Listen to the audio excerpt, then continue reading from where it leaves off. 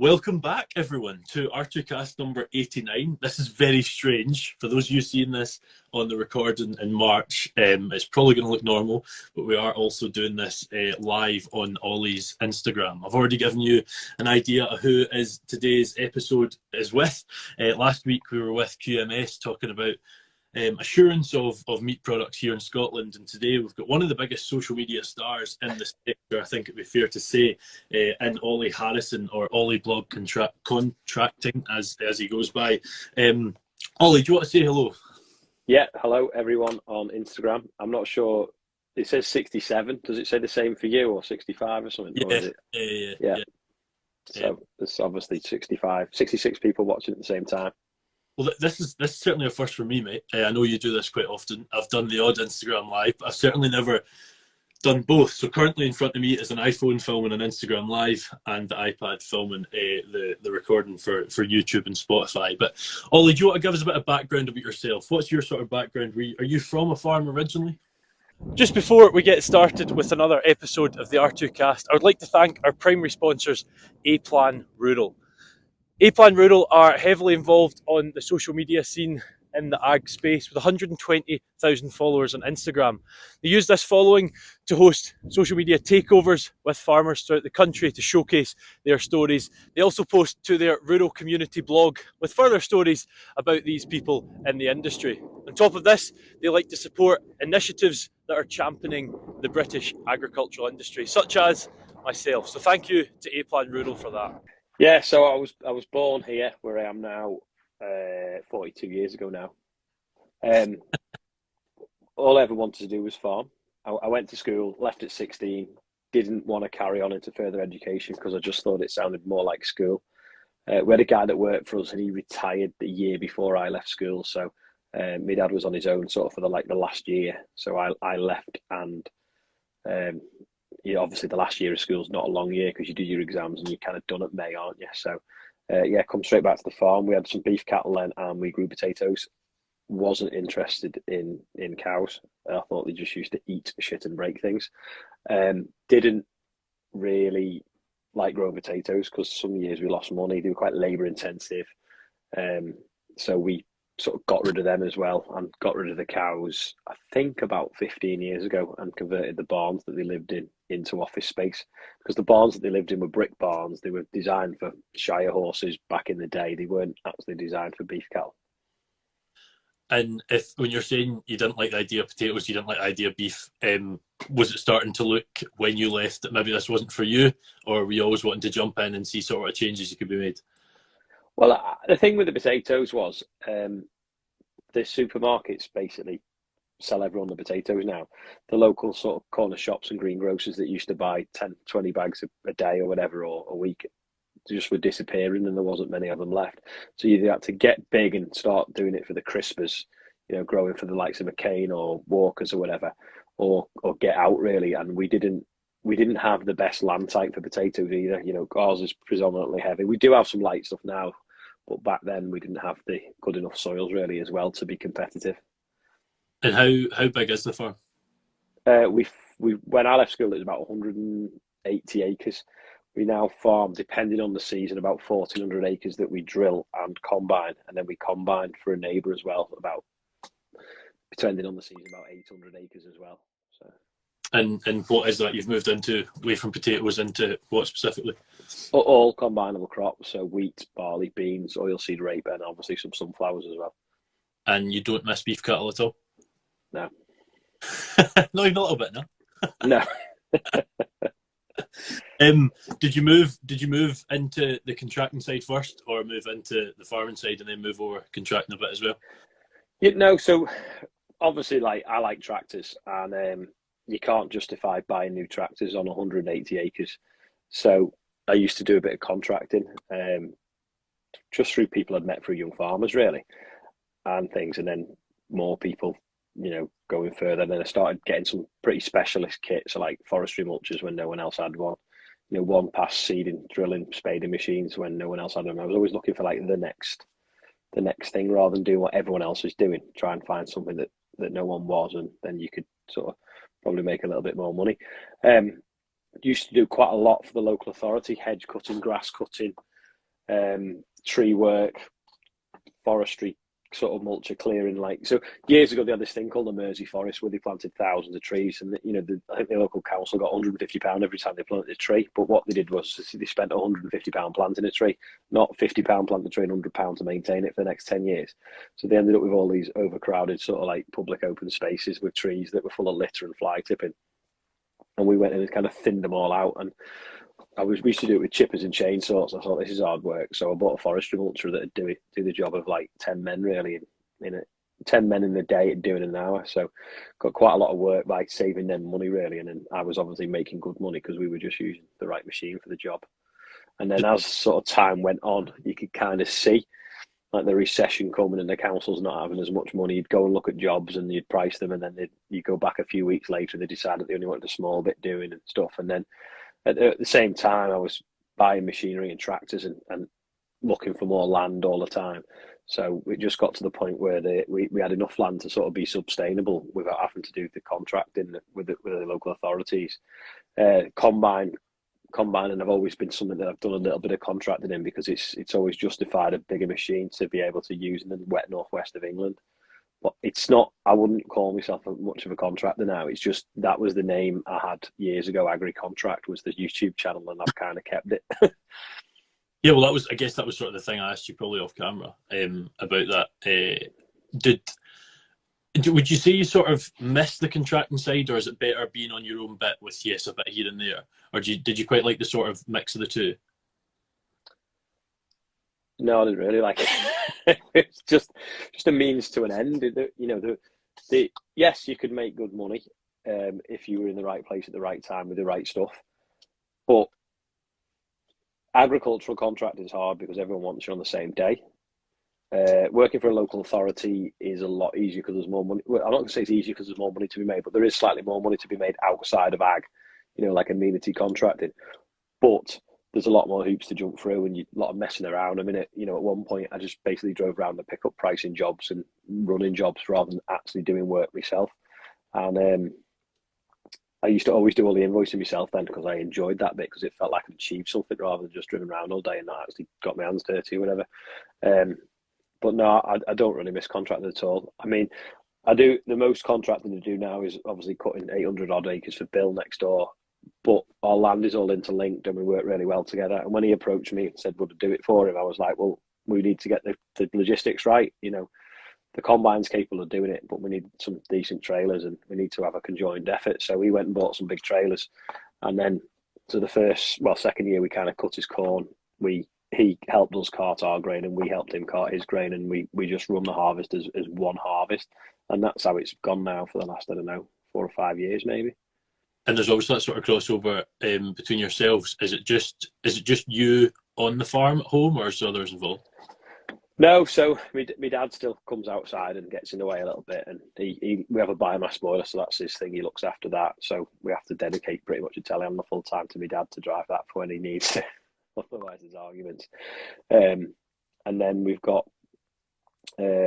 Robin, that's sort of like a trained sort of mechanic, so he's here, and another lad, Andrew, that's like, I'd say, the main tractor driver, farm manager, whatever you want to call it. He does most of the arable operations, so he does all the drilling. He's currently doing all the fertilizer. And then I've got Ian, that's like multi-skilled really. So Ian spent 10 years working in the university doing web design and 10 years selling car parts online, but I've known him all that time. And when Christine left last year, I thought he's got the right skill set, and I was looking for someone. So I rang him up and said, do you want a job? And he packed up what he was doing, because he specialised in one particular car that there's not that many about now. So he came on board, and it's great because I can just say, let's do this and let's put this on a website, and he just gets on with it, and he understands all the red tractor and the audit stuff for the commercial store that we run, because he said it's a doddle compared to Ofsted, which is what he used to do in the college. Oh, really? Yeah. So he's fitted in well doing it. Well, yeah, it's helpful. Someone that you get quite a lot of fans in here, all the folks in, they're big fans.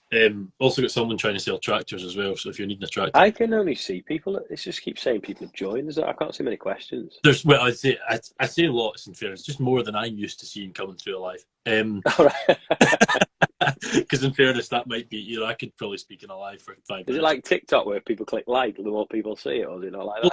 There's like wee hearts bumping up, and there's also people trying to ask to join in, but we're not going to do that. Sorry if you are asking to join in. But yeah, what I tell you what, at some point throughout, we'll try to go through a few things that I've got sort of jotted down, so we can try and keep some kind of normality to the podcast that I'll be releasing as well. But if you're still here at the end, if you have any questions for Ollie, drop them in. But don't drop them in now because I'm never going to see them. So we can do that. You've got to stay to the end before you're allowed to ask a question. That's it. Get those views. If you don't eat your main, you can't have a dessert. Got to finish all them greens. Yeah, one thing I quite like to ask folk, Ollie, that are sort of in an area that's not where I am is and you're on the arable side as well, which is a side of agriculture I'm not working in much myself at all. What sort of where are prices in the arable world at the minute? I assume your inputs are through the roof, but I don't know what the other side is. So we've been spreading fertilizers a day, and the inputs for that are through the roof. You know, I'm putting fertilizer on at £780 a ton. The annoying thing is it now has dropped to around £450 a ton. But last June, when I had to order it to make sure I got it, I didn't know. So we've been spreading the most expensive fertilizer we've ever had, and every time the spreader leaves the yard, it's got £2,000 in it. Comes back 45 minutes later empty. Prices of wheat are not where they should be. Don't get me wrong, wheat at £235 a ton does sound a good price when, you know, we've seen prices of 150 in the last sort of 18 months, and even, you know, in the last 10 years, prices are £60, £70 a ton. But when diesel is 2 or 3 times the price, fertilizer is 3 times the price, grain just being up 30-40% isn't ideal. Yeah, the risk is very high now. Like we've had 2 droughts potentially in the last 3 years that have cost me a lot of money. Did last summer hit you big time, drought wise? Yeah, you could kind of draw a line through the farm. So like 3/4 of the farm didn't catch a shower of rain in June. 1/4 of it did, and you know there's a ton of yield difference for them. Yeah, I mean, maybe you don't want to go into sort of certain figures, but what sort of changes were you seeing? Well, I reckon last harvest, by not having rain in June, cost me 250,000, and something similar in 2020. So quite a notable change. Oh yeah, definitely. Do you fertilizer's the big one at the minute, and diesel into it? Do you see them? As you're saying, they're down again in particular fertilizer at the minute. But do you see it going to a stage where it makes sense and it actually works with the price of wheat, or do you see us ever getting to that stage? It kind of does. So I always sell wheat the day I buy fertilizer to lock in. So when I bought that fertilizer that was going to cost me 90 grand, I sold wheat that day to the value of 90 grand. Some was £345 a ton. Some the next week was £325 a ton, and I bought some more for it then. So you can kind of say it's not that bad. I've hedged it. It used to be for every pound you spent on fertilizer, you got 10 back. Now it's probably every pound you get 3 back.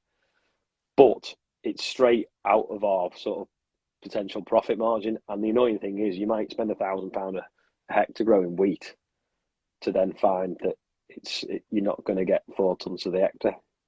Yeah. Which is what you need. You know, that's the thing. It's probably about £800 a hectare. And you don't know that until June. Yeah, no, definitely. You know, you can have stunning looking crops that or you can have crops that look awful and you think, well, we won't push them. There's no potential. But like last year, we had some good looking crops, and you know, we thought we were going to have a decent harvest, and we just didn't get that rain, and we got these stupid high, like 30 degrees in end of May, beginning of June, and 27 or something, and wheats just switch off, and that's that. You were probably a bit higher than us, but I mean, I know past the time that matters, I guess, for wheat, but I'm pretty sure in England they were like more south than you are, but hitting like 40, not 40s, but high 30s. I think. Yeah. I think that was probably that was when we'd got cutting. The yield had been set a bit earlier than that, but when we were cutting OSR, there was 2 really hot days. I think there were 37 degrees. Both hot days, they ended up actually fixing a combine on them days. Mate, if you put me, a Scots, in over 14, I burn up. Never mind. Well, I they were talking about these really hot days and like, oh, we might have to knock off combining because it's going to get too hot, risk of fire and stuff. One day, we had a hose split, just a little hose on the radiator, yeah.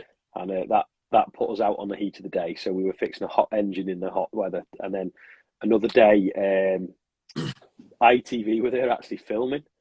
And Joe had been driving the combine the day before, because I think I'd been at some sort of family event. So Joe was having to go on the combine, cutting rate. And then we gone to a field and it was quite flat.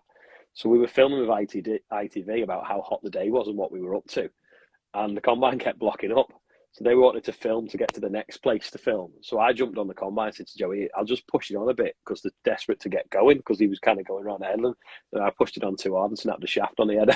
So we spent 3 hours then in the heat of the day fixing it again. So by the time we'd fixed it, it cooled down. So we never actually did knock off combine and go to the pub and wait for it to cool down like we thought we would do. We ended up mauling around in dust and muck.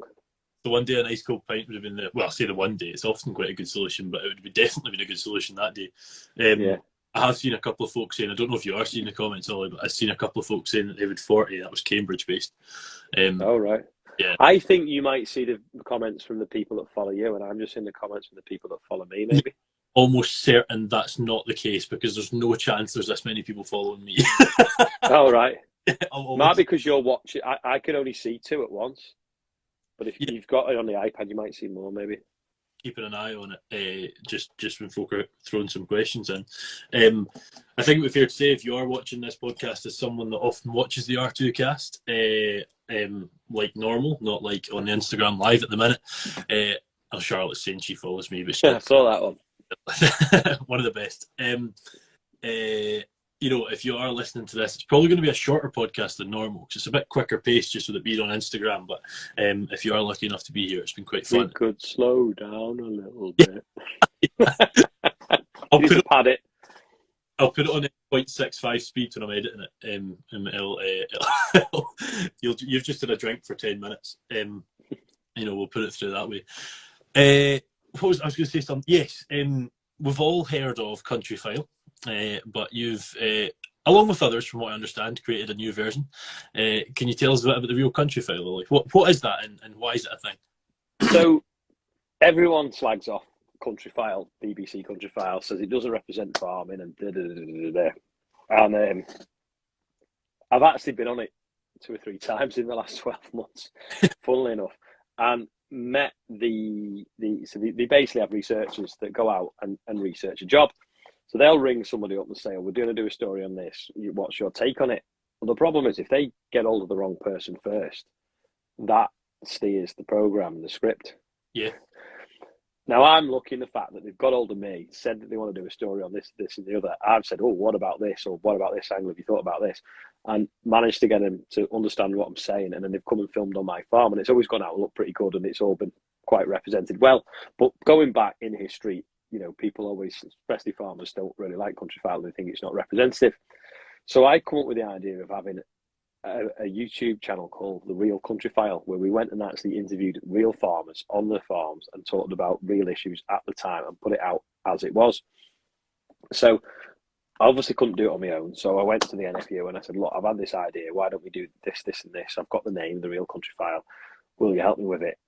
We can get a message out there. And they were like, we're not interested unless we could brand it NFU. I said, but the whole point is it's another bite of the cherry. When something's kicking off and you've got like the, this is the NFU's view on it, this is farmers' view on it, and this is the Real Countryfile's view. I said, it's another voice.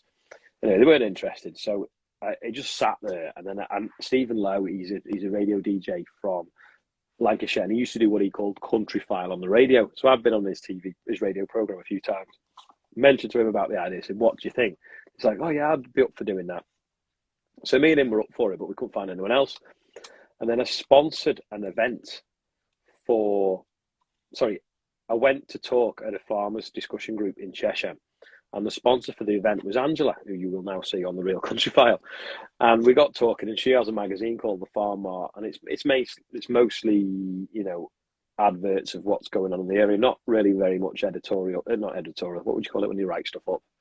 That is editorial, is it not? Yeah. So it's not a lot of that. A lot of it's like adverts, like a local sort of like yellow page, if you will, for businesses. And I got talking to her, and I said she was sponsoring. I was like, where do you see written media going? Because with social media and anyone can broadcast for very cheaply, like we are now. I said, I can't.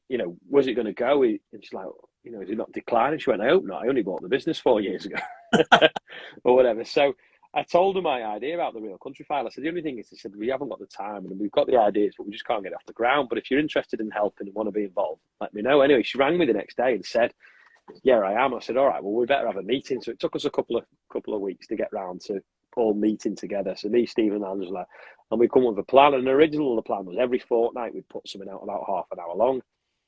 Anyway, we had that much content when we did our, like, what we'd call a pilot. It was that well received that we just did another one the next week and another one the next week. And then the next thing you know, there's one every week now, and that's been since about May. And we try to keep them around 15 minutes long, because we find that half an hour, people don't have the time to sit there to do it anymore.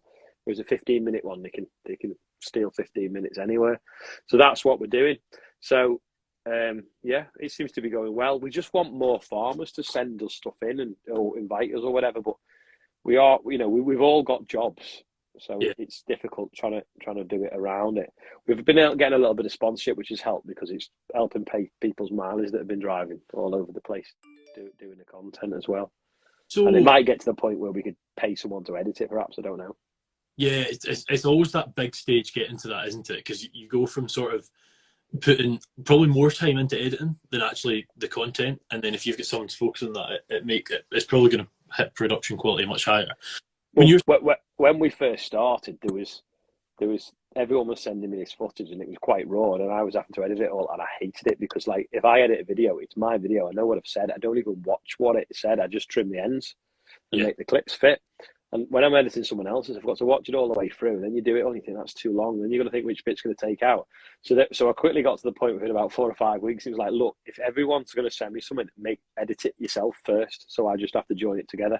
And that's what we've done. And we have got quite slick at it, really. Angela still does most of the work, to be fair. But yeah, if we can get some more stuff in it, I think it would really work, and get some sort of, like, people that are regulars on it. This is what's happening in Devon, for instance. I don't know. Well, just when you said about the fact you'd been on Countryfile at the start, I think there's no affiliation between Countryfile and the Real Countryfile. No, is the hell no. No. Are they aware of it? Are they happy with it? I am not sure. I mean, the strange thing is when we launched, we said, oh, we'll get one ready for such and such a date, and I was like, I'm actually filming Countryfile, and it's going to go out like the week before that. So we actually delayed it a couple of weeks just in case it upset him. But then they come back in the summer and did some more filming, and they've never referenced it. I don't know whether they've ever watched it. But it's only a name. I mean, we could call it what we wanted, really. The idea was the name was trying to be a bit like provocative, to just say, look, this is the alternative. And if they did try to sue us, it's PR and it's publicity. So, but when you're saying they've never mentioned that, I'm guessing they're never going to come out and say, and on today's episode of Countryfile, we're going to head over to Real Countryfile. I can't. Yeah. I mean, I think they just see us as chicken feed. They'll not be bothered, will they? For sure, probably. That is probably the case. It's an interesting one you raised, though, because we were talking to some students last week, fourth-year students here in Scotland, which I know doesn't happen in England, but for your honours degree in Scotland, you've got to do 4 years. And we're talking about topical issues and that sort of speaking to the consumer, speaking to everyone sort of thing's a big part of that. And we're talking about TV, and everyone said, Countryfile doesn't do anything for whatever. Do you think that's true? Or do you think that's not a fair statement? Or do you think Countryfile isn't doing anything for farming? Well, when I've been on, I thought it did. I'll be honest, I don't watch it. I can go months without turning the telly on. What, sorry? I can go months without turning the TV on. I'm the exact same, yeah. I just don't. I don't watch it. I know my mum and dad do and stuff, but sometimes it's just, it's on in the background. It's just a bit of waffle and, some crafty thing going on somewhere. Now, if you live in that village, then you might think that's wonderful, but most people are just like, oh, that's boring. But it isn't aimed at farmers, is it? I think farmers think it was made for them, but I don't think it was. Well, this is it, and I'd be quite interested in folk that are in it, if you want to comment, saying what you think on this. But the way I see it is, I've actually had Adam Henson on the podcast as well, and we had a good chat, and he made a really good point that they're sort of posting this story that's sort of positive, not the fully true story that's getting out to 6 million people a week. And if that's a lot of the masses, then I think that's actually a good thing. And that's sort of the way I look at it. But I do see why it gets a wee bit of flack in the way. I would just like to quickly interrupt the show for a minute to give you some extra information on our primary sponsors, A-Plan Rural. A-Plan offer bespoke cover for farms and estates the UK over, and will give you tailored insurance for anything on the farm, from your old workhorse tractor that's been around 20 years or a fancy new and exciting diversification. Yeah, I mean, he gets a bit of stick because he's the face of it. But like, you know, when he came to me and we were doing this story in the summer, you know, a researcher had basically, this is the story we need to tell within the episode, because this is how we've got it in our head. This is what you need to say, and these are the questions you need to ask. You know, it wasn't, you know, he put them in his own words. But I think it's very important that when them researchers ring people up, the right. But if they get an utter on the phone, then it could end up being about anything, couldn't it? That's very true. That is very true. There's a few people that have commented. You've noticed Charlotte there, and I see Emma Gray's in, and they've both been involved in something I know you are as well. Quite interested to hear about it. Quite a few times we'll go onto Instagram throughout the last few months, and yourself, Becca Wilson, Georgina Samet, Charlotte, Emma, Joe Seals. I'll be missing people, I'm sure. Tom Pemberton will all be live at the same time. You're thinking, good God, what's happening? HDB. The thunderclap, they call it. Yeah. That's it. 80% of Instagram's following in the farming sector is all live at one time. Could you tell us a bit about that and what that is and how it's came about? Yeah, so the AHDB did something at Yorkshire Show, and they were talking to Joe Seals, and I think he did a live TikTok video. And then the AHDB staff went to different things. The people kept saying, "Oh, we saw you on a Joe Seals video." So I obviously know HDB from years ago with the NFU involvement. So they rang me up and they said, you know, this social media stuff. We're thinking there's a little bit of something we could do here, because there's more people watching it than we thought, especially TikTok. You know, we're thinking that we could maybe do some sort of like live video and, you know, get a few of these other people doing it, you know, influencers, which is a cringy word. Do you think you could help us with it? And do you think anyone would be up for it? I was like, well, yeah, well, probably, yeah. You know, if we can promote it to make it a better place for everyone, HDB, and function a bit better, and they can get better feedback from other farmers, I don't see why not. So we kind of did a pilot, if you will. So there was me, Joe, so got Tom involved, Joe got Charlotte involved. Georgina Samet has a big following on TikTok, so I got her roped in as well.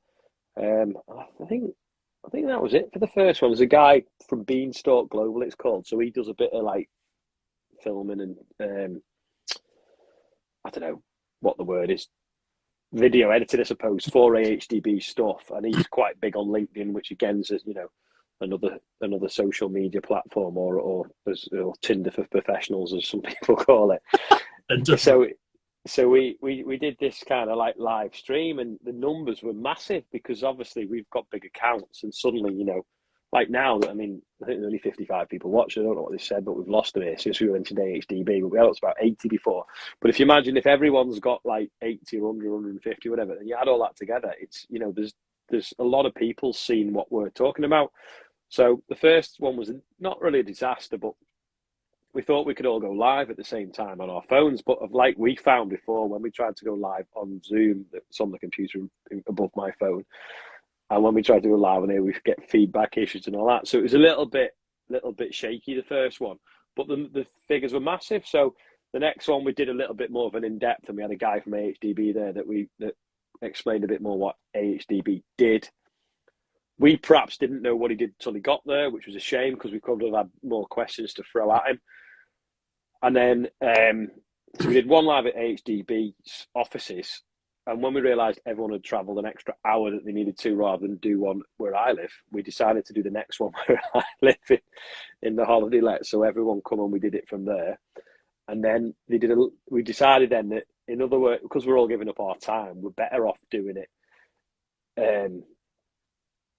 somewhere that we're all going to be together. Yeah. So that we're not giving up too much time and travelling for no reason. So we were like, you know, who's going to Lama? Well, most of us are. We'll do a live from Lama. I couldn't do it. I actually flew to Germany.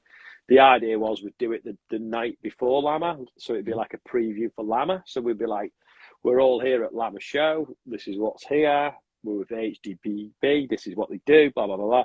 Anyway, there's a bit of a miscommunication between the Lama organisers and HDB, so they wouldn't let us do it live the night before, but we actually did it the night of the first day. So I wasn't there, I was in Germany. And then the next time we thought we were all going to be together was they do this agri-leader conference. So we did a live from that, I think it was last week. So the numbers are pretty good for that. I think there was 4,000 people watched mine in the end. So, and then everyone else had a big watch. And like the top is, well, I'm asking this as someone who's watched a few of them. Are you just going over things that are happening at the minute and trying to get what HDB, trying to get farming in general out there? Is that the goal, or is the goal just what's the goal? So it's a bit strange, really. So AHDB is Agricultural Horticultural Development Board.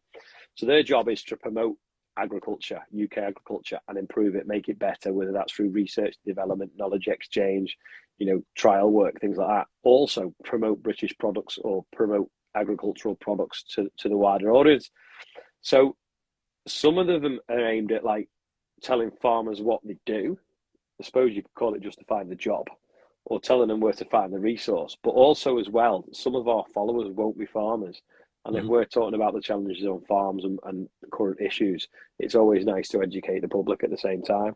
So it's quite a simple thing. It's just keeping it interesting. When did social media start for you? What made you put that first video or put that first whatever in? And that's quite a good question, I guess, to ask is what platform was it on?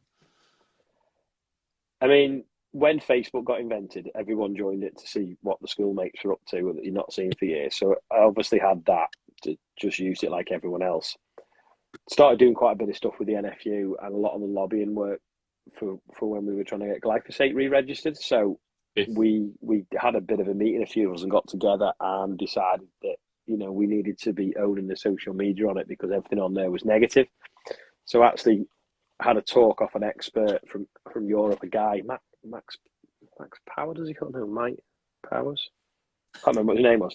He did YouTube as well as Twitter, and he taught us all about like how it works and the reach it can have. So we led like a glyphosate campaign, sort of spearheaded a little bit with the NFU, and I used Twitter quite a lot. Instagram didn't really get it. I just thought it was for girls to show their hair off and makeup. But you end up. I don't know. Could you not? Sorry. Did you not show your hair and makeup? No. So I ended up with Instagram eventually. Snapchat, I don't really mess with Snapchat much, just mates and stuff. But then TikTok come along as well. So in the meantime, I'd been doing stuff for the local BBC, talking about what's going on the farm. This chair squeaks. Doing what's going on the farm every few months, and they'd come out and do a bit of an update. And they were due to come out the first day of lockdown to do some filming. And Boris announced that it was a lockdown and whatever. So they rang me and said, look, I know we arranged last week to come, but can we still come? So I was like, yeah, that's fine. Yeah, come out. So, sorry, I should have said in the meantime, I'd had a YouTube channel from years ago, just when me and my mates used to mess around driving over taxis and diggers and dropping pianos off the telehandler and stuff. So, or slagging the environment agency off for not cleaning ditches out. Those videos. Sorry? Are they still there? I think so, yeah. Brilliant. So we did some filming with the BBC first day of lockdown, and they said, they didn't get in a cab with me, everything was done with a long lens, and they said, can you record something with your phone for us in the cab and explain what you're doing, and we'll try and use it in the piece. So I'd just got a new phone because the week before the lockdown, I was in Chernobyl looking around Pripyat, which was amazing. So I got my phone out of my pocket and started recording what I was doing. Felt like a right Wally talking to my phone. And the BBC use Apple computers, so they sat in the corner of the field in their editing van with this Apple computer, and I airdropped it to it. There's no quality lost in airdrop, so they start putting it all together. Like, you can't tell the difference between our camera and yours, and ours has got a 20 grand lens on it. So it worked really well, and they put this piece out that night of what was going on the farm, because we had a really wet winter and it just come dry, and it's about 3 minutes long. I went on iPlayer, screen recorded it, put it out on Facebook, Instagram, and Twitter. I had to chop it up into 3 to fit on Twitter, because you're only allowed like a couple of minutes, aren't you? Yeah. And loads of people watched it. Everyone was bored. The news was just full of COVID and whether everyone was going to live or die. And, you know, we were sowing wheat. So the next day, I'm going up and down the field and I'm reading all the comments that everyone had left underneath the video. And I thought, I'll do another one. So I just took my phone out of my pocket. It was like, oh, it's day 2 of cab isolation, I called it, because I said I had to isolate the cab. And I made a little video, a few minutes long, and I put it out on Facebook, Instagram, and Twitter. And lots of people watched it again. So the next day I did it again as a joke. I thought it was funny at this point. And then suddenly I'm like 2 weeks in, and I've got school teachers saying, oh, seen your video on Facebook. Is there any way you can send me a copy? Because I want to use it for a lesson, because we're all trying to online lesson. We want like resources. So I was like, yeah, I'll WhatsApp it, yeah. So I'm trying to WhatsApp it to these people I don't even know, and I'm chopping it up into chunks so it fits in a WhatsApp. So in the end I thought, oh, sod it, I'll just put it on YouTube and then send them the link. So I just started uploading them to YouTube and carried on. And I'm thinking, I don't know when to stop it. Everyone's still in lockdown. I decided to grow some sunflowers. So people are watching the sunflowers growing. It's getting near harvest. There's you know, we get the combine on demo. So we're about 100 days in at this point. I'm thinking of stopping, and I thought, oh, well, I'll get to 100 days and I'll stop then. But it was quite interesting. Loads more people were watching. So I carried on over harvest, because COVID still carried on. The sunflower maze opened. It was quite good for sort of like promoting the sunflower maze as well. And we get to, I got to like November, by which point I had like 600 or 700 subscribers on YouTube. I thought, that's massive, that's amazing. And Cotland Farmer messaged me from Wales, and he's like, oh, I've been watching YouTube videos. They're really addictive. They're really good. But you know, your YouTube channel's set up wrong. It's really hard to find you. And I was like, what do you mean? He said, oh, you've got it as made for kids. I went, well, it kind of is. He went, yeah, but you're not on the main YouTube. You are, but you're hard to find. You need to change your settings. I said, how do you do that? And he said, oh, you log on with a computer. I can't be bothered. I don't like computers. So I carried on, and then a couple of weeks later, he messaged me and I said, no, seriously, change your settings. I'll send you a video how to do it on the computer. Anyway, good enough, he did. So I logged on and I changed the settings. And at this point, I was on like, 500 or 600 subscribers. And the next thing, I was on 1,000 within a couple of weeks. I was like, oh my God, it's amazing. And then it was like Christmas time. We did the tractor run, which was an amazing success, because I was able to sort of like whip up a crowd to come and watch and donate and whatever. And we get to January, and I'm about 3,000 subscribers. And I thought I'd stop after a year. I thought, when I get to a year, that's it. I'm getting moaned at when I'm eating my tea, because I should be eating my tea, not editing videos and uploading. And there's some flooding. We rescued a guy out of a flood with a fast track and a big trailer. And it was just in the daily video, and it went out there. Anyway, the local paper shared my video on YouTube. Anyway, when I was getting 3,000 watches a day, suddenly I had 9,000 watches. Oh my God, this is amazing. And I did what they call monetize the channel, which I'd never done, which basically just allows YouTube to put adverts on the videos. And lad up the road, when I said I was going to stop, like, well, David, if you're watching, he said, are you mental? He said, you can earn a fortune. I was like, oh, don't be daft. It's like, my mate's been trying to get a golf YouTube channel going for years.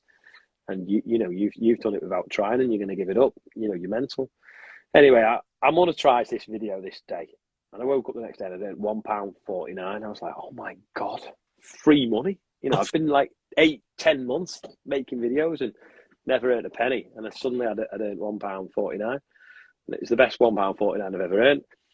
Anyway, it carried on, and the next thing it's earning a £5 a day, and I'm like, oh, this is brilliant, And then it's earning a £10 a day. I'm thinking, it's actually paying for the time it takes me to do it now. This is great.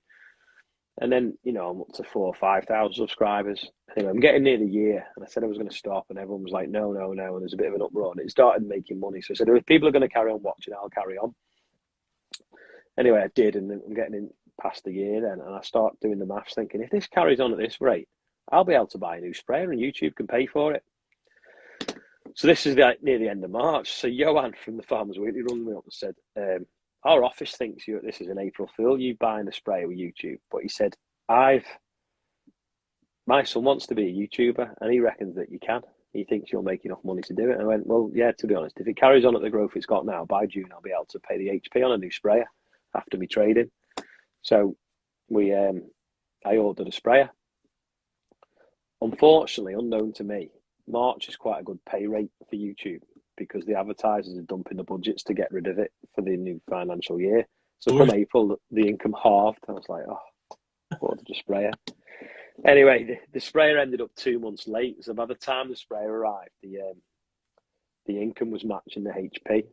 And it carried on. So I started buying some classic tractors. And then again, after Christmas, there was a nosedive and I only just about paid for the sprayer in January. But it's kept going. You know, I think I was at like 10,000 subscribers after the first year and like 30, 40 after the second year. And I think it's at 70 odd now. Yeah, well, I'm guessing it's not just £5 a day anymore, that's for sure. No, it's a little bit more. Yeah, fair play to you, man. That's pretty cool. Actually, do you know, I'd forgotten that. They did an article in the sprayer, didn't they? Yeah, the YouTube sprayer or something like that. Yeah, that's right. I do remember that. Is that Johan Tucker? Is that his Johan Tasker? Tasker, that's it. Yeah. There's a good podcast. Don't know if you listen to it, the Farmers Weekly podcast. I don't really listen to many, but I listen. Do you know what? I don't listen to any podcasts or watch any TV, and I don't really watch much YouTube because I don't have the time. Because if I'm not making a video, like I know the editing doesn't take that long. There's times in the day when I'm filming, so you know, if I'm on the phone running the job or whatever, I'll have to hang up the phone. I'm going to film this quickly, and then I'll I'll carry on, and then I don't have time to sort of like listen or get tuned in. Like if I was listening to a podcast for an hour, I'd just have to keep breaking it to then film something that might be interesting happening. How many videos you upload in a week? 7. Yeah, that is mental. At least, because sometimes I'll do a live, and then sometimes I'll end up editing the country file one as well, which is on a Sunday. So that's And how long? How long's the videos? Yeah. I try to keep them to as near to 10 minutes or under as I can because I feel people don't have the time to watch. And then at least then as well, it's not waffle. It's just the most interesting 8 to 10 minutes of the day, if you will.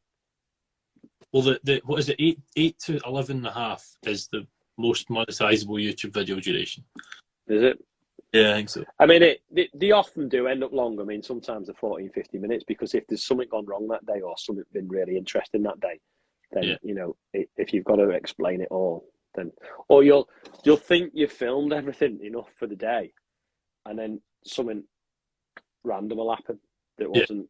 Well, I never know what day I'm going to film any day anyway. If I'm honest, you just get up in the morning and see how the day goes. You're not going to have like a schedule for what you're going to No, I've barely ever gone out my way for content. A couple of years ago, my mate, I was filming round John Bounds' yard. Funnily enough, I was there yesterday looking at his tractors, and my mate Pete Marquis messaged me and said, "You want to come and have a look at my classic tractors?" So I was like, "All right." So I went. I had to drop something off, so I went and I filmed his classic tractors. That was the first time I'd gone out my way for content, and it was a Sunday, and I've not seen him for ages, and it was after COVID, and you know, I think in 18 months, the first time I did. I got invited to the JCB factory to see my tractor built, and I filmed all around their museum. So I showed around like what I was doing that day, and then filmed in the museum. And the video was dead long, so I cut it in half and thought, well, I'll show the museum if ever on a day off. It took me 4 or 5 months before I used it. Oh, really? Yeah, and then the other week, I was going away for the weekend for like 3 nights to Portugal. I thought, I don't know what I'll do while I'm away. And then just randomly, I ended up picking up a tractor for our tractor run the day before. And I went round the local machinery dealership I'd never been to before. And the yard was fascinating in the workshop. So I filmed all that. And I thought, well, while I'm on holiday, I'll do it as a 3-parter. So I did. So on holiday, still filming, at dinner, still filming, it never stops. Yeah. And this week, again, not normally, but I've been Reeve College asked me would I come and have a look round and show around their engineering department and all what they're doing there. So I am away for Charlotte's birthday in a couple of weeks. So I said I'll come and film it when I next get a chance, but I won't put it out until I'm away. And yeah, so I have started banking a bit now for when I am about. Like I was ill the other week and it was really difficult. I was probably ill for about a fortnight. I just couldn't get warm. I felt awful. Yeah. And 2 days I didn't even leave the house pretty much. And I thought, well, I know, I'll do a rerun of what I was doing 12 months, 2 years ago to the day, I think it was actually. And the new combine arrived, so it was quite a nice video. So I just did a little bit of an intro of this is a rerun. Apologies, I'm ill. Did the rerun and then did the birthday bumpers, which is something to do for charity to raise money at the same time for the air ambulance. Put that on the end. So it was still from that day. I've never missed a day not uploading something that actually happened that day, even if it's only a little bit. But it was really interesting, the rerun, because to some people that had seen it before, it was 2 years ago. And they found it interesting to see it again because they've been watching for 2 years, and anyone that joined in the last 2 years had never seen it anyway, so it was new to them. So it was very well received, which surprised me. Well, when you're getting the views you are, that'll be quite. You'll have sort of devout followers and whatnot, I assume, but you'll also have the ones that everything's new. You might have someone that's only ever seen one video. Like, it's YouTube algorithm is quite interesting in that way, that you can just pop up to someone and they might never see you again.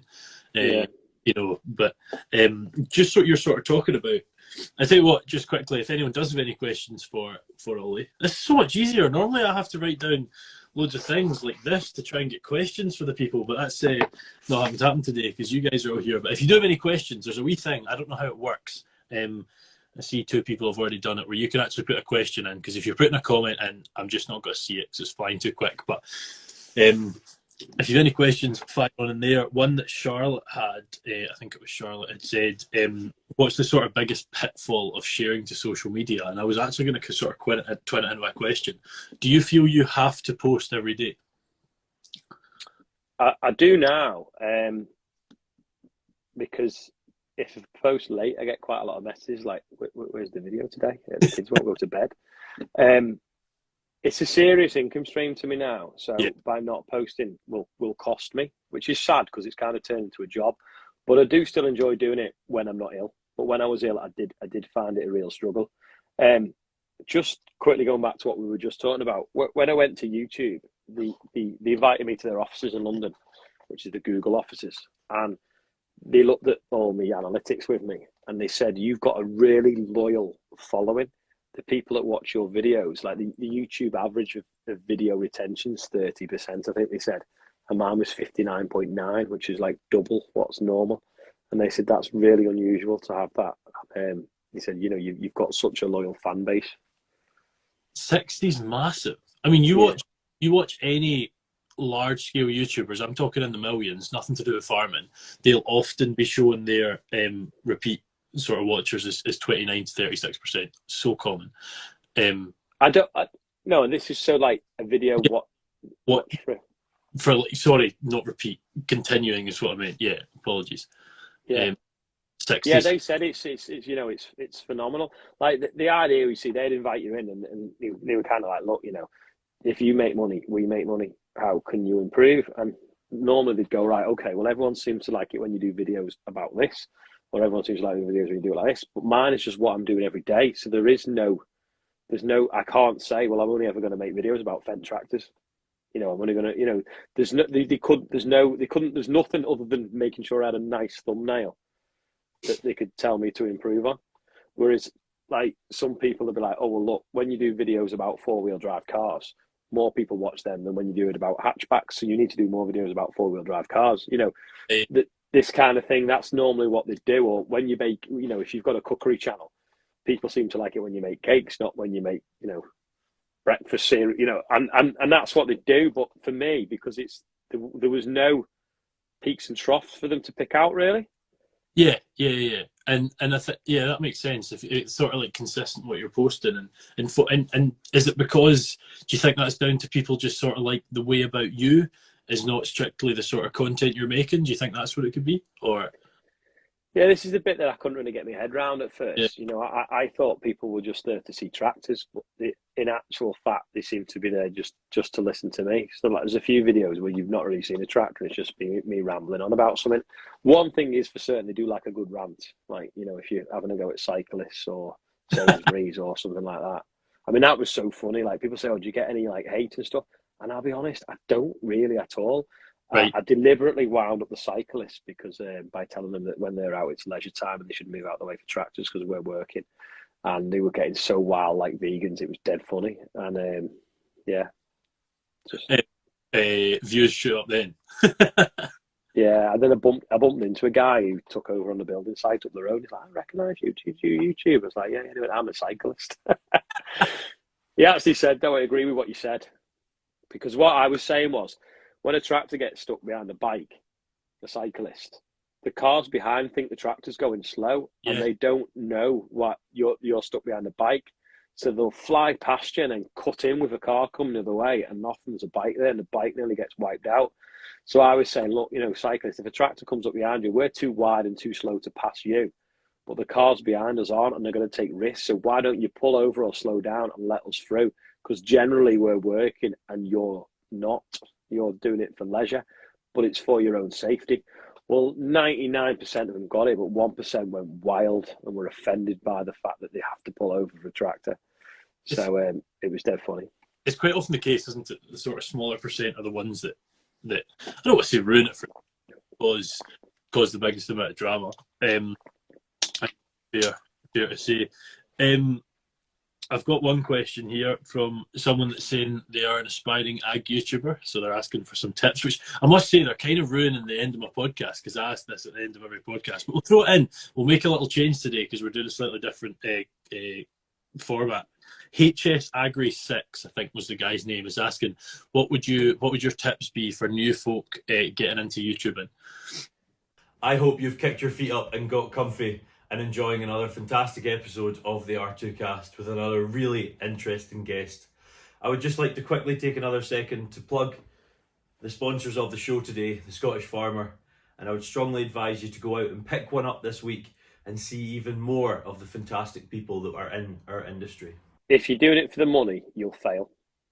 That's a really good one. Everyone has told me that I've asked that question to.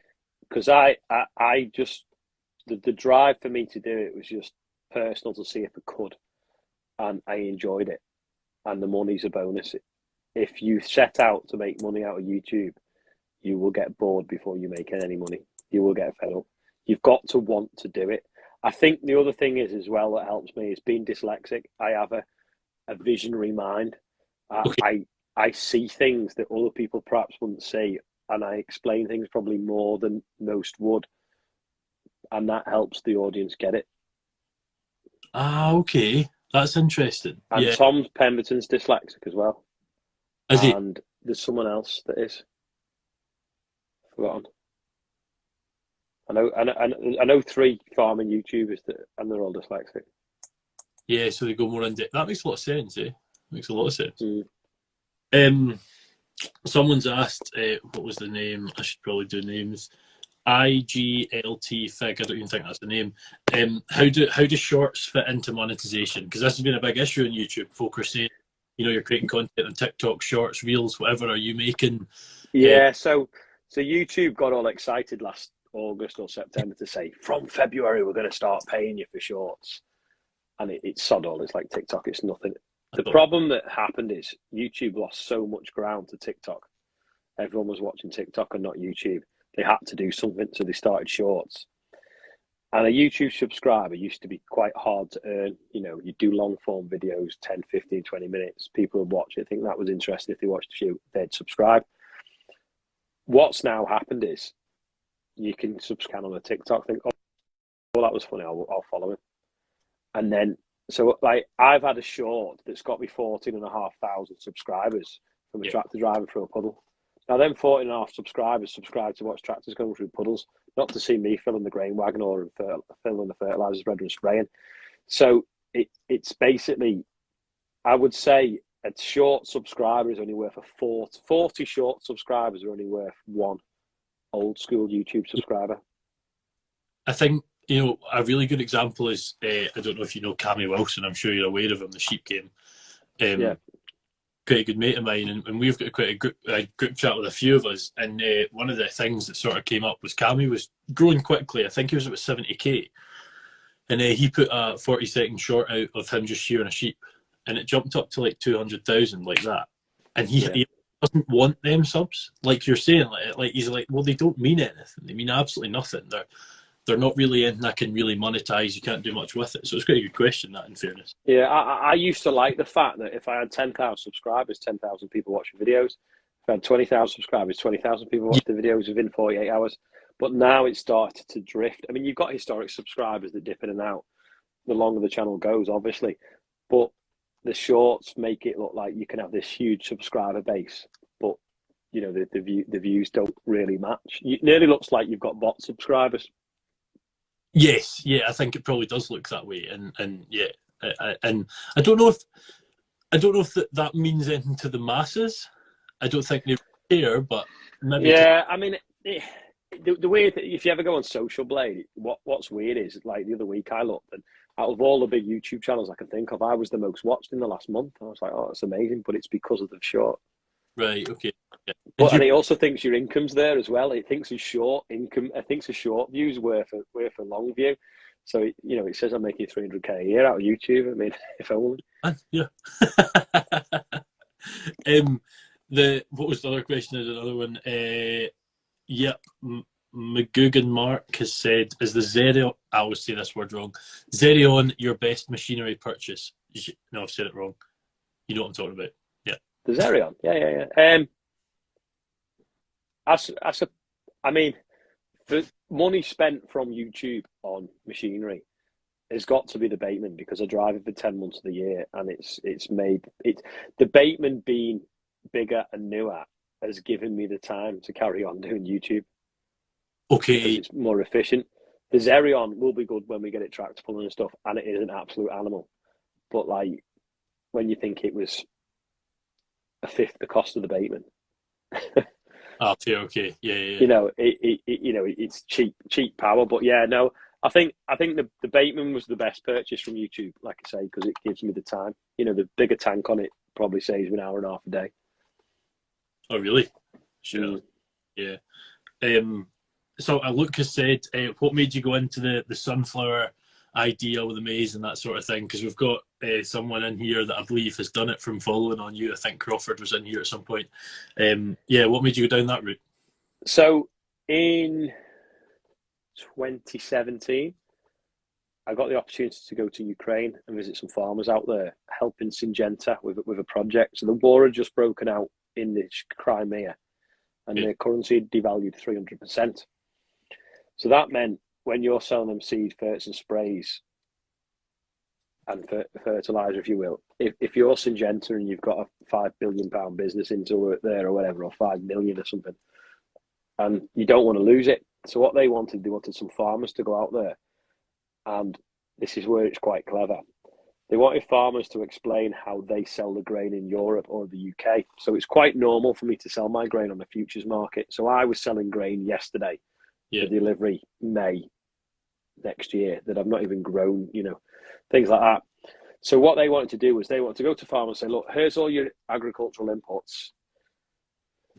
This is what it costs, in US dollars. You go and sell me 2,000. You go and deliver me 2,500 ton of wheat on the 1st of November, and we will sell that now on the USDA futures market. Okay. So it was a very clever way of selling in dollars in a country that had no real economy. Ah, right. Okay, yeah. Got you. Because the dollar's static. So they could say, right, we'll give you 5,000 ton of wheat on the 1st of November. What can we have for that? Right, you can have all your seed, all your spray and all this. There we go. And it's just getting the trust in them to be able to commit to forward grain sales that then they sold on USDA futures, which is US Department of Agriculture, Chicago Board of Trading. So I was out there talking to these farmers. That was that. We were right on the Russian border in Kharkiv, 5 hours east on a train ride back to Kiev, or Kiev that they called it then. And we're on this train and we're looking out the window, and it's January, and the fields are completely white, and the sky's white because it's snowing, and it's just like looking at a piece of paper, right? The train window. And I said to the translator, "Oh my God, that's amazing!" And he said, "If you think that's amazing, you should see it when they're full of sunflowers." And I thought about this, and we got invited back, but I couldn't go in July and August. I'm busy combining. So I thought I'll grow my own. So that March, I had a 5-acre field that the pigeons, the rabbits had eaten. And I went to Pets at Home and I got 2 bags of sunflower seeds, put it in the drill and planted them, and ended up with this field of sunflowers. Is that the plan? Yeah, just Yeah, just straight out of the pets at home. Problem was, didn't have a clue what to do with them.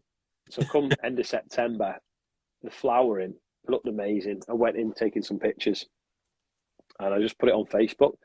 My friend's wife, Linda, was like, "Oh, can I have some sunflowers?" I was like, "Yeah, £10 a bunch." Just joking. She's like, "Oh, can I have 2 bunches?" And then my other friend's wife, that sadly at the time was suffering from breast cancer, said, "Oh, can I have some?" And I was like, "Yeah, I'll bring you some round tomorrow if it's convenient," because you never knew when it was a good time to call because you've been very ill with it, chemo and stuff. So I took these sunflowers round. And her husband, my mate, quite entrepreneurial. And he's like, "Oh my God, that's amazing. That biggest bunch of sunflowers you've ever seen." He's on his phone. He's like, "They're 30 quid a bunch in Marks and Spencer's." He said, "Why don't you sell them? How many have you got?" And I was like, "Well, probably 10 or 30,000 of them, no more." Yeah, 40,000 of them. So I thought there is some value in that field, but I haven't got the time to combine them. I'm too busy cutting wheat. Yeah. So I'm driving home, and it was at the time when Michael Gove had come as the Environment Secretary, and it was all this public money for public good. And I thought, I wonder would people buy them for the birds to eat over winter? And I could leave them in the field not harvesting, but people buy them for the birds to eat. I thought, well, they might not give the money to me, but they might give it to a charity. So we just Googled these words: charity, Liverpool, sunflowers. Anyway, it come up Liverpool Cancer Care Charity. Liverpool Sunflowers Cancer Care Charity. I was like, "Oh, that's ideal. Like, I've just been with someone with cancer." So I clicked on like the link for him and went to their Facebook page. And that evening they were having a charity salsa dancing night. And my friend's wife, Linda, that first asked for the sunflowers, was going. So I was like, "Oh well, someone knows him. I'll send the money to them," but didn't know how to do it. So I just put it on Facebook, again, social media. Come up with this idea: I want to donate these sunflowers to charity. You buy them, leave them in the field, the birds eat them over winter, dedicate them to a loved one, everyone's happy, and we raise some money. How can I do it? The lad that buys straw off us was like, "Oh, it's dead easy. Just set up a Just Giving page, share the link." So I set up this Just Giving page, shared the link, went to bed. The next morning, raised 540 quid while I was asleep. It's like, well, that was all right. And the charity then on the phone the next morning going, "Oh, I can't believe what you've done for us." It's like, "I haven't really done a lot. I've been asleep." Yeah, for sure. And they went, "We had a charity salsa dancing evening last night, and took months to organise. We only raised 300 quid, and you've raised 540 quid in your sleep." Anyway, it's only a couple of weeks later I found out that Lynch, that originally wanted these sunflowers, wanted them as a raffle prize for that charity salsa dancing evening. So they never got the raffle prize, but they ended up with 11 grand in the end because a lot of the media picked it up, excluding the Scottish farmer, and it raised some money. So that was the first year, and I thought, right, I can do this better. I'll grow 20 acres and mow a maize into it. Anyway, they were a disaster. It was a drought. It was crap. The next year I tried again. The weed swamped it out. And then BBC Green Planet rang me up and said, "I believe you grow sunflowers." I was like, "Yeah." They said, "Can we do some filming with David Attenborough in the summer?" Like, yeah. So I put so much effort into growing them. And they were absolutely fantastic. Unfortunately, David Attenborough couldn't come. A lady did turn up, Canadian, that had hairy armpits, which was a bit scary. And they did some filming in the field. But I had this 9 acres of sunflowers that looked stunning. And I thought, right, I'm going to mow a maize. So I mowed a maize into them. And I opened it up for charity. And I said that I'd give 50% of the profits to charity. Anyway, we had a drought that year. So it was COVID. No one had anything to do. Took 100,000 quid in 28 days with 10 grand's worth of running costs. So I ended up with 45 grand to charity, and I ended up with 45 grand to prop the farm up. Unknown to me, the 45 grand I gave to charity sat on my tax return now, so I ended up getting taxed on it. Oh no, you're joking. I bought a new combine to mitigate some of it, but yeah, it wasn't good. Oh, you think you're doing something like that, you could never get rid of it, but here, maybe not.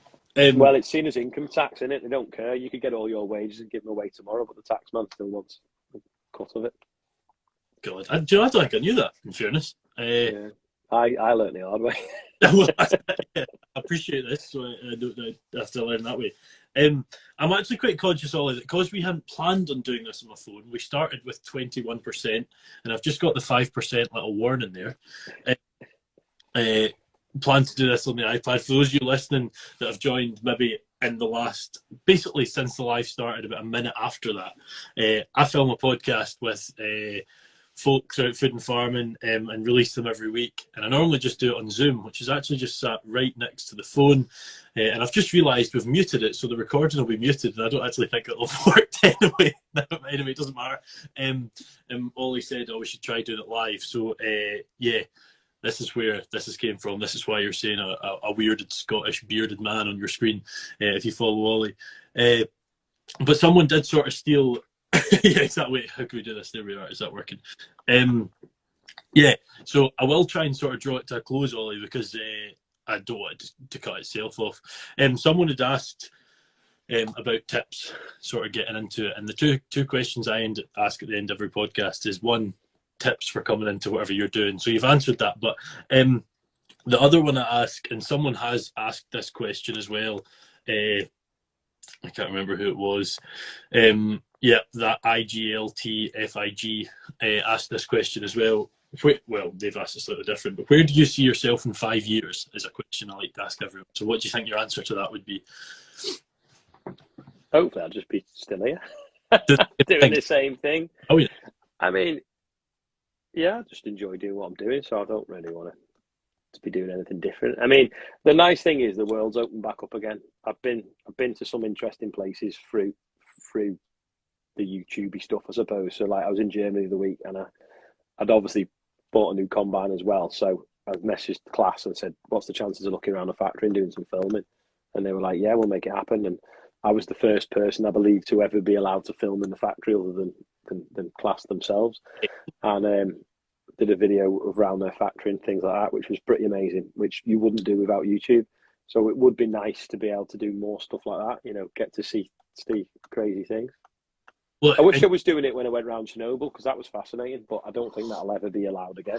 Well, that was the question I really wanted to ask you. Conscious from 4%. Quickly sum up Chernobyl. You're not going to charge it? Well, I do, but it's like I can't sit here and I'd be lying on top of my bed and no one wants to watch that. I think it'd be fair to say. Sum up Chernobyl for us quickly. What was that like? It just fascinating. The thing that really surprised me, which I didn't know about, was they actually tried to carry on living there for about 4 or 5 years, I think, after it happened. Yeah. So they stripped all the topsoil off and carried on as if nothing was going on and whatever, then realised that they had to. But we visited the woodpecker, which is just in the exclusion zone, which is the big spike listening device. That was pretty impressive, but really eerie. I mean, I shouldn't say this on social media, but you're not allowed in the buildings, and the tour guides can get the license took off them to take you in the buildings. Okay. But because there was just 3 of us and there was no one else around, we went into one of the buildings and we walked up this staircase. And if you imagine painted walls, painted green, the paint had fell off the wall and landed on the staircase. So there's just this little pile of dust, like a little pyramid of sand, just all the way up the skirting board. And no one had been in that. I don't think anyone had been in that building for 20, 30 years. And the paint had just fell off the wall, and there was no wind to blow it away or foot traffic. And that was really eerie. And like dust, we found a gas mask on the floor, and you just think, yeah, this is bizarre. Yeah, what's the story of that gas mask? Yeah, it's like that dark tourism thing, isn't it? That's one of the famous examples. Yeah. When the war kicked off, though, like there was massive concern because Putin took a load of trucks there and parked a load of missiles and different things. And everyone's like, "Oh my God, he's taking over the power station." Well, I know why he was there, because I've been. It's because there's acres and acres and acres of concrete and massive wide roads that you can land jets on. Yeah. Plus, no one's going to fire a missile at your troops when they're shielded by a nuclear power station. So it was very tactical for him to go there, and also it was probably some of the best roads in Ukraine are surrounding it, because they needed it for the infrastructure to build a esophagus that they pushed over the top, which is the biggest man-made structure movable in the world. It's massive. Yeah. You can't get your head around it in pictures until you stood there. Oh, can you not? Is it just like more than you can? Yeah, and then the other power station next to it that they were building at the time, the other one blew up. The cranes are just still there with the hook swinging off them. It's it's amazing. No, I want to do something else like that. So if anyone's got any interesting places that you think I could go to, I've seen some trains abandoned on old railway lines that look pretty cool, but don't quite know where they are. But I'd love to go and see that kind of more of that stuff. I think one of the ones that I always get the name wrong, it begins with A and it's like this long, the forest in Japan. that's sort of known as the Suicide Forest is an interesting one if you're into that sort of thing. Right. Colombia is another one, sort of looking into past and like the drug cartels and all that sort of thing. Yeah, I think Chernobyl's number one on that list of like places you want to see, because it's, I don't even know how to explain it, and it's probably hard even. I mean, that paint thing's not one I've ever heard. It's quite it literally looked like someone had, like, it looked like green sherbet, and it was just, if that's the wall, can you see this or not? If that's the wall there and that's the floor, there's just this pile about this height of the paint had just fell off over time and degraded, and it's just stacked up just perfectly. And you just think, no one's been in here. It's like an egg timer, it just fell on the floor. Yeah. And the trees have just completely took over the building. Yeah, it's quite surreal, that. And is it true there's a bunch of dogs, or is that not true? Yeah, there's loads of dogs there. And when you go, like, they have a bucket to put money in to feed the dogs, but right. I don't know whether the security just pocket the money and feed the dogs or anything. I don't quite know. But our tour guide, he actually worked there when it first happened. He was a mathematician, and he worked there when they were trying to clear it all up. And there was pictures of him stood outside buildings like that. and then he's like, and then that's the building now. So I've got pictures on my phone of him stood next to this building with all these tulips in front, and then now it's silver birch trees that have just took over. Wow. And the supermarket's got the trolley still inside, and there's a place where the helicopters were landing. So they basically, like, it all kicked off. So they were bringing helicopters in, and they were grabbing the sand out of the long jump pitch in the sports hall, sort of like sports stadium, and dumping it on the reactor to try and put it out. And we had these like Geiger counters for measuring radiation, and there's circles on the tarmac painted like number 10 and 11 where all the helicopters were landing. And if you put the Geiger counter where the helicopters are landing, the radiation in the tarmac is higher because the helicopters were catching the radiation as they flew over and then landed on the tarmac. It's really weird. Jesus. Huh. That's me. Best trip I've ever done. Oh, no wonder. Yeah. No. Finland's pretty good. Snowmobiling in Finland at the Valtra factory, that's pretty good. But Pripyat was amazing. Snowmobiled in Iceland before until a Yanjakur place. Gorgeous. Just felt like you're nowhere. I actually feel like there's something I definitely have to say. Someone called Wallace has just joined. That's very exciting. I don't know any other Wallaces. Not Ollie, listen, it's been a pleasure, mate. We probably could have sat and chatted for a bit more, but my lack of a charging ability where I am has been my undoing. But thank you very much for coming on. Appreciate it. Hope you've enjoyed the chat yourself. Yeah, good. I can't believe we've been talking for an hour and 40 minutes. I know it's not all been live, but... Well, we came on at 8, didn't we? But I think we did live at about 25 past, so it's been an hour and a quarter or something like that. I thought it was going to be finished like that because it was rapid as we kicked off. I'm also conscious there's a few questions in the question box thing that I haven't been able to get to, so apologies about that. Maybe if there's the demand, send some questions in. Maybe we could do it again in a month for another half an hour or something. Catch up. Yeah, and we can try and, well, because I know it's coming, I'll make sure I've got charge on my phone. I'd be happy to do something like that. Maybe it could be something we could do, maybe create some kind of, not recurring thing, but from time to time at different stages of the year for yourself, see what's happening. Yeah. We can organise something like that. That'd be top notch. But yeah, if you've enjoyed listening, whether that is on the live or you're listening as this is released, which will be 17th of March, I think. I don't know what the episode is next week. I'm fairly filmed ahead. We're filming this in mid-February at the minute. But yeah, come along for another episode of the R2Kast. Thanks for coming along. Thank you for everyone who joined in live, and thank you to yourself, Ollie. Yeah, thanks for having me. Cheers. I'll see you soon. Yeah, you too, man. We'll see you all later. I hope you've enjoyed another excellent episode of the R2Kast. I just want to take this moment to quickly thank our primary sponsors once more, A-Plan Rural. If you follow A-Plan on social media, you'll see the work they're doing to really promote British farming and back our industry. It's been a pleasure working alongside A-Plan Rural so far, and long may it continue. The values of A-Plan Rural runs perfectly in line with the whole mantra of rural to kitchen, and I'm glad to have them on board. Check them out on Instagram at A-Plan Rural and on Facebook at A-Plan Rural Insurance. See you for the next podcast.